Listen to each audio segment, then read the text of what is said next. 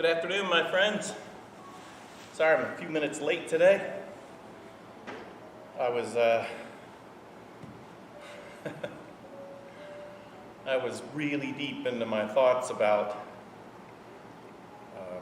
my sermon for this coming Sunday and trying to listen and get my own life sort of moving in a direction today. It's Friday. I'm Pastor Lou Kilgore. I'm here as a fellow traveler, my sisters and brothers here in the journey of faith. We call this gathering, this community, the High Mountain Presbyterian Church. We have come from at least two other churches to join together and from a variety of church traditions. My own background, I grew up first in the Pentecostal church, the Assemblies of God, and then had a period of time with the American Baptist churches. My father was a pastor, my mom was involved in ministry. And then I went to a college, Presbyterian college, and studied religion and philosophy and history, and fell in love with learning.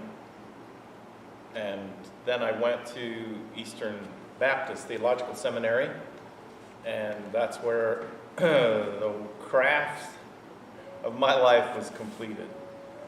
So I'm happy to be here. I am a Presbyterian pastor, ordained and fully engaged in the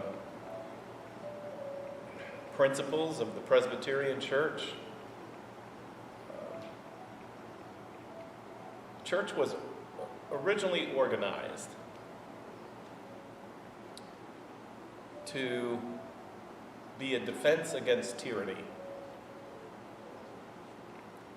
I mean, tyranny. I always think of tyranny as the word that came into my life when we learned about King George in England and the Revolutionary War.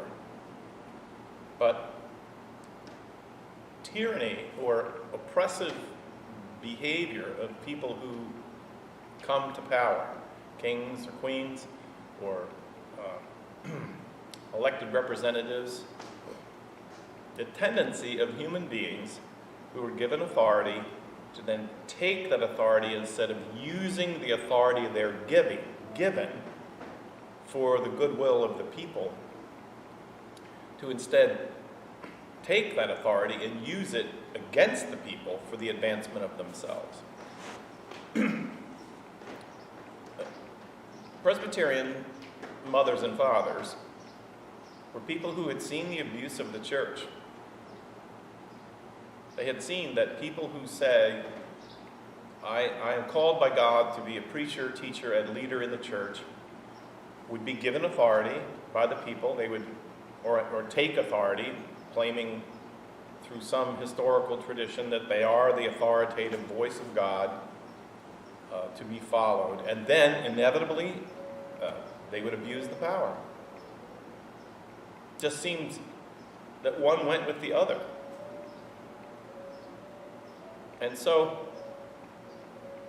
in the meeting of their minds, they tried to devise a way in which people could still participate in communities together, and that leaders could still be appointed, and that teachers and pastors could still be trained, and that they could have limited authority because authority was needed. Shepherds are needed for the sheep. People to call out a direction and then see who they can get to follow them. And that seemed to be a normal, acceptable pattern in human beings' lives. We like leaders that are good leaders. We do. We need somebody to help gel the group. But naivete was gone. Just because a person could lead, it didn't mean that they would stay in their lane and that they wouldn't take rightful authority and use it to accumulate more authority, and thereby eliminate any competition in other kinds of authority. Now, if this sounds like I'm talking about politics, it should, because the basic foundations of our system of organization as a country are borrowed from these similar thoughts of Presbyterians and others, the French as well. But at the heart of it, the Presbyterian Church believed the best way to protect. They feared Presbyterians, in their families, they had been part of the Roman Catholic Church, which was the church out of Rome, which was the universal church. And they had seen that people who rose to power in the church ultimately just abused the power. They abused the people. They were not faithful. And so they didn't believe that picking the right person in the end would be the solution to that. They said, in the end, we have to have a way that accommodates the fact that people who are given leadership authority will ultimately abuse it. And when they do, we can't then invent a system of what to do about it. So they worked out a system. They called it checks and balances. They borrowed it when they framed the Constitution and developed the system of our government. People can rise to power. Their power can be real in the courts, judges, people who make the laws, people who are the lawmakers, and then the one who represents the people and organizes it all together. Everybody can have real power. But everybody's power is checked by the existence of the other power. That's as Presbyterian as you can get. And that's why I'm a Presbyterian. As the pastor, I have the power of the pulpit, which means I have freedom of speech in a community that is not really able to tell me what I'm allowed to say and what I'm not allowed to say. That's a lot of power. Now, they make it hard, but if I say things that really, really, really upset the church, there are ways in which the church can remove me. I'm not appointed by a bishop. I'm elected by the congregation and ordained and installed by the hiring governing body saying, okay, to the congregation, if this is the pastor you want, then there he is. I have to be trained and certified. I have to pass the licensing tests to be Presbyterian, which is another kind of check and balance. Not everybody who stands up and says, I've been called to ministry, is allowed to be a Presbyterian pastor.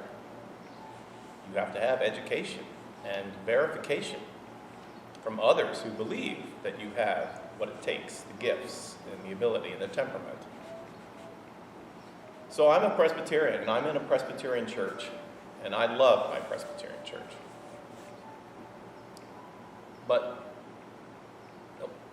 And I love my Presbyterian church, and it creates a great model for me as I try to think about other systems that are in the world, political systems and systems inside companies and organizations. There's a pleading within history to say you should always be prepared for the fact that people who become leaders will stray. They get obsessed with power. They like exercising it. And you have to be on the watch out for that. Even good people that you like. People that you really like can still get kind of, without you noticing it, really addicted to their power.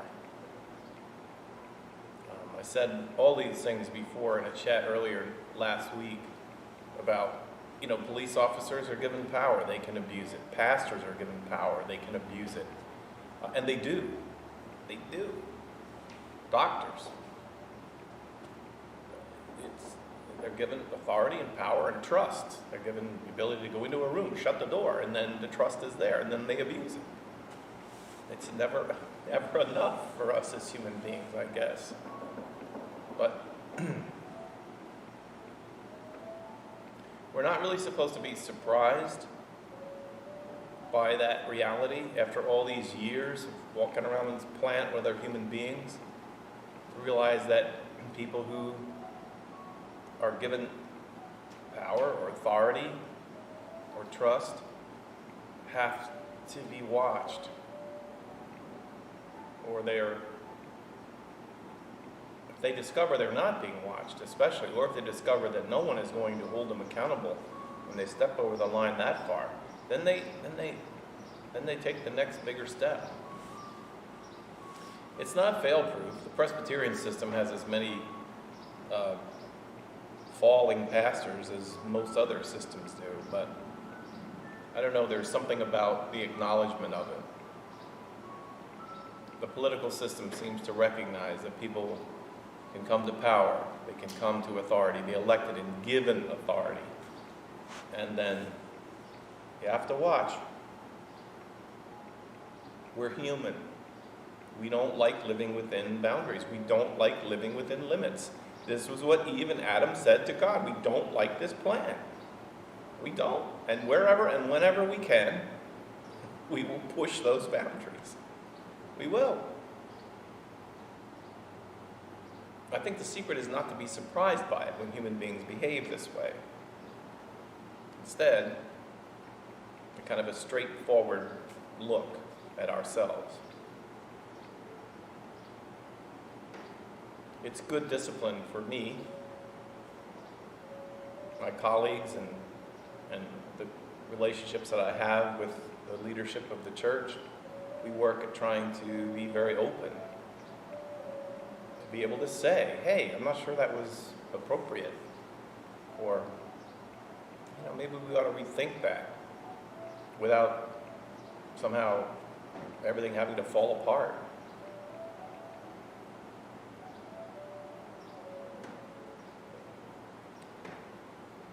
So I just waded right into what I wanted to talk about today.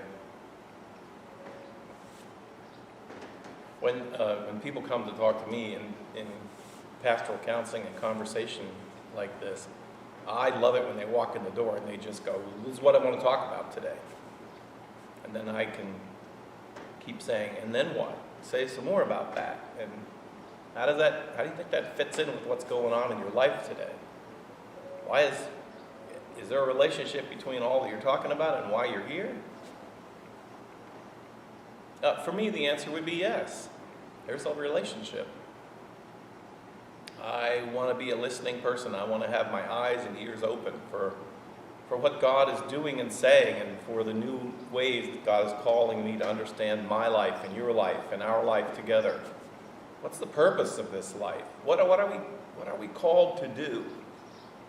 And I feel in the last couple of weeks especially, it's a very profound and practical invitation to put our faith into practice. Cross boundaries, get to know people we've never gotten to know. Listen to people's stories that we have somehow blocked out. In all the spectrum, really understanding. Working to understand and to let our ideas about what needs to happen next to grow out of understanding. And in the middle of it all, we have this out of control disease. I wake up every day and I thank God for the day, and I look around and I try to just breathe it in and breathe it out. And then after I'm done with my conversation with God, I have a conversation with COVID-19. Like, what are you going to exact from us today? What are you going to demand? How many lives will you take today? How much suffering will you insist on inflicting in the world? And then, what can we do? What can we do? The day belongs to God. It does, always. And I belong to God, you belong to God, and nothing can change that. But together, you, God, me and God, with others, are called to walk this life, to walk this journey, and to do it in a way that multiplies love and compassion. Just multiplies it. So that as whatever disease or anger or whatever is captivating people and turning them aside, that the contagion of compassion and generosity and kindness will just find an opportunity to be tripled and quadrupled. And I think the opportunities are legion today. I hope you get infected with compassion. I hope you get infected with a passion for listening, with a thirst for justice in the world. I hope you get infected. In fact, I think you probably already are. Because that, my friends, is what rules the world. The virus will come and go. It will, and it will take some with it when it goes. Already is. Massive numbers of people. But what remains in the world, and what unfolds in this time, will be love, compassion, hope. I hope it gets in us all and sweeps over the face of the earth and bring an end to the other kinds of illnesses that have separated us as human beings. Because God is at work in you through this conversation, through the experiences of this morning and these minutes and what is to come. So that's my Friday thoughts and my Friday devotions, if you will. Devotions are things that happen to devote you to a certain direction, clear away the confusion, and get your devotion clear. May your devotion today be toward God, God's love of the world, and God's call for you to love the world, and for you to love yourself, and to see the resource of compassion and hospitality and generosity that is in you, stronger than anything else that can come in life. Thank you for coming and sharing this time. I'll be back on Monday, ready to walk a little further, see what's happening in the day God creates then. Be safe. Come visit on Sunday morning at 10:30. It's live still. We don't put it in a can and then play it. It's live. And it's me leading worship, borrowing songs from the internet and trying to inspire and encourage faith. That's it. It's about trying to encourage trust and faith in God. I hope you'll come to visit. It's on this same channel. If you just stumbled along this today and you become a subscriber or you like the page, you can just click like on Facebook and become a follower. And that way, when we come on Sunday morning, you'll get a notification on your phone or your Surface, whatever, your computer, that we're there, and it's kind of an invitation for you to come and join. I hope you will. We try to find some samples of good music out there in the world to bring it to you and give you an opportunity to hear it, be inspired by it. We try to do some of our own singing, and we've got a group that's going to do some of that this week. All in all, strength to the faithful. God bless you, my friends. Have a good weekend. Bye now.